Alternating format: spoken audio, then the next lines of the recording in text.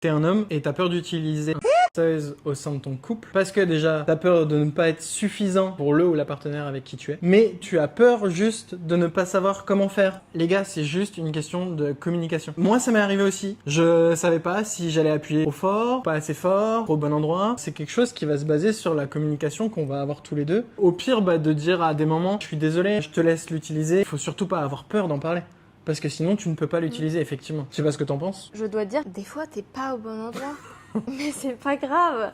Parce qu'en fait, il y avoir quelqu'un en face qui va te dire je suis prêt à l'utiliser et ça me ferait plaisir qu'on introduise cet accessoire dans notre relation. Mais je sais pas comment faire. C'est vraiment super d'avoir quelqu'un qui à la fois se montre vulnérable et en même temps qui est prêt à faire l'effort au lieu de dire non.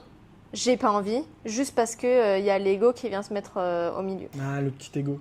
Le petit ego. C'est comme tout en fait, quand tu apprends une nouvelle chose, tu vas pas le faire bien de la première fois. Un sport, au niveau d'un travail, c'est en parlant, c'est en discutant, c'est en pratiquant, en laissant son ego de côté et à se laisser guider, que petit à petit, ça devient sympa, tu sais comment faire, et c'est autre chose qui va venir peut-être pimenter un peu ton quotidien. J'ajouterais que les femmes peuvent se retrouver dans la même situation la première fois qu'elles commencent à utiliser un sextoy avec leur partenaire aussi. Exactement. Et on a beau utiliser des sextoys depuis longtemps, et ben on se retrouve quand même débutante. Oui, parce que du coup, t'as pas l'habitude de l'utiliser sur quelqu'un d'autre. C'est ça.